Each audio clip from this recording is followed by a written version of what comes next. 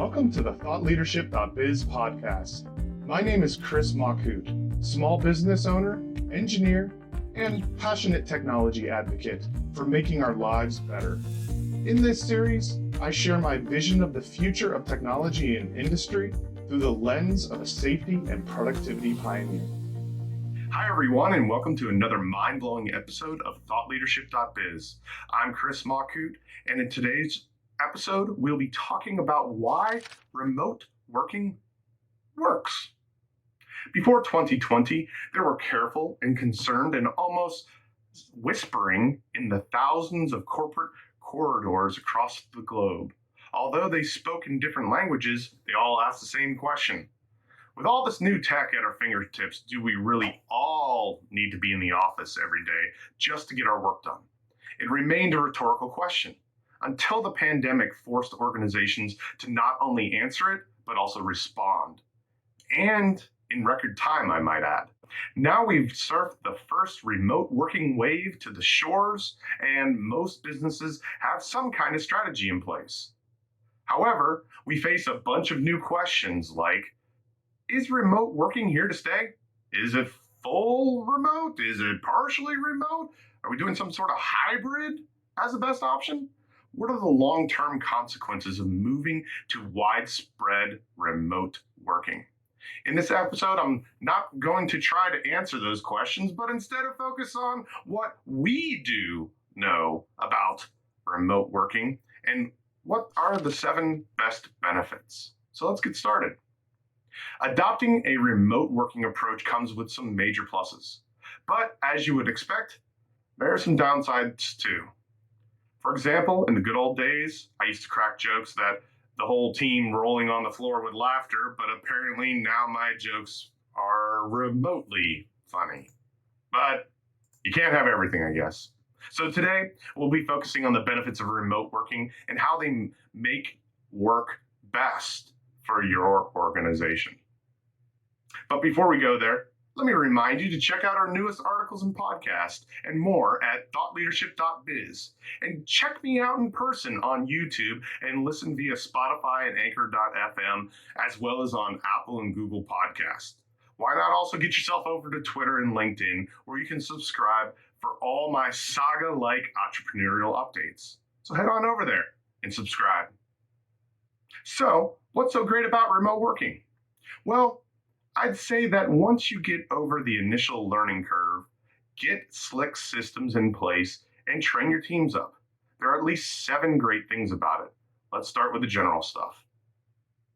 People are becoming more and more attracted to remote working because it provides a flexibility and autonomy that humans instinctually crave. When we remotely work, we have a much greater control over our professional career and even our private lives.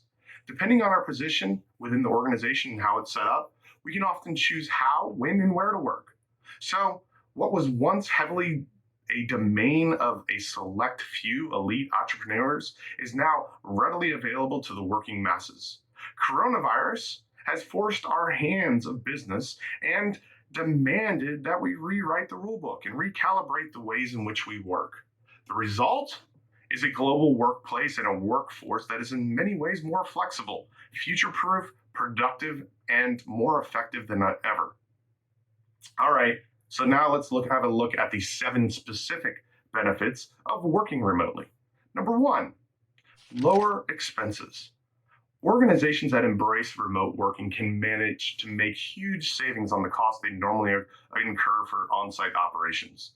As business owners, that's obviously a massive plus for us. Plus, some estimates suggest that we can save over 10,000 US dollar big ones annually on a remote worker who telecommutes 50% of their time. Just 50% of their time. This means that we can make massive savings while not sacrificing our workflow, any output, or our brick and mortar operations.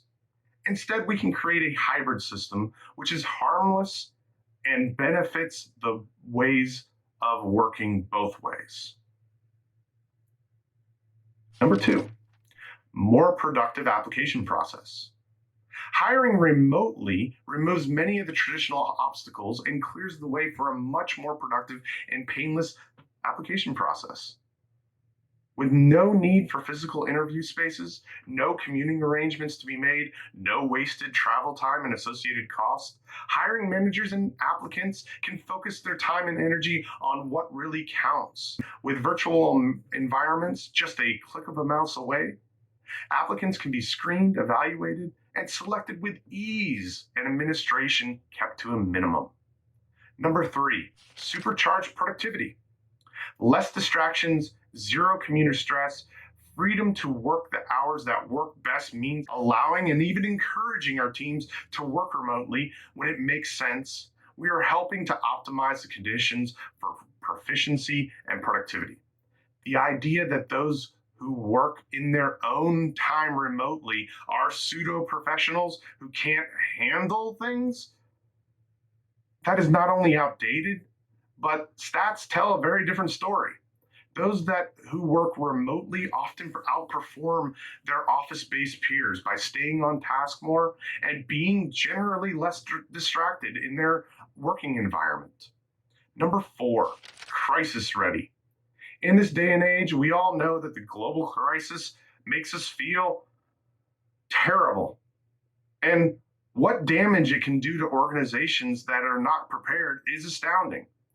And organizations that aren't flexible enough, skilled enough, or visionary enough to pivot and adapt as they need to become history. So make sure you're not one of them. If you don't have a remote work strategy and a solid contingency and plan for when things do take a nosedive, you might want to consider it. Operating a hybrid system, which is a split between remote and on-site work, means that when a disaster strikes, remote working is already a familiar and integral part of your organization's DNA, and you'll find it easier to transition to a full-blown remote strategy. I know because my businesses were set up that way prior to the pandemic. That doesn't guarantee you're not going to take a hit. Please be sure, but that the impact will be less than if you try and hold on to your traditional ways of working and fly by the seat of your professional pants in a time of crisis. Better wellness and retention. According to Moms Corp online survey, 42% of employees said that they'd happily take a cut in salary if they're allowed to work in a more flexible way. For instance, remotely or at least part of a hybrid strategy. Some were even willing to sacrifice a whopping 10% of their salary, which illustrates clearly how important work-life balance is to so many people. And that's perfectly logical, right? The research also showed that those that worked remotely tend to not only do more work and be happier while they do it, they also tend to stick around a lot longer and retention levels rise. Clearly, operating a remote working strategy, if you can, is a win-win for both employers and employees. Number 6, accessibility. With the ability to simply video call a colleague thousands of miles away or set meetings between multiple members of the team in multiple time zones, there's no need to try and schedule in-office meetings in a single location. In terms of workflow, this is a pure gold. Simple. And finally, number 7, a reduced carbon footprint. Lastly, and in many ways, most importantly, as well as being good for business, remote work is good for the environment. In the US alone, more than 50 tons of greenhouse gases could be prevented from entering the atmosphere if those who are able to work remotely were allowed to. A move to remote working shows the world that you are a forward-looking organization that has its employees' wellness at heart and is serious about playing its part in protecting the environment. All in all, remote working is a win-win for everyone. I'll finish this episode with a quote from George Penn, VP at the tech firm and consultancy Gartner. Success in a hybrid work environment requires employers to move beyond viewing remote or hybrid environments as temporary or short-term strategy and to treat it as an opportunity. Bang on. I don't know about you, but when the opportunity knocks on my door, I like to open it. This is Chris Machut. See you next time, and stay safe out there. Thank you again for listening to this ThoughtLeadership.biz podcast. I'm Chris Machut. For additional information on this podcast, including additional sites where you can stream from, make sure to visit us online at www.thoughtleadership.biz in your favorite web browser. I wish you a safe and productive day.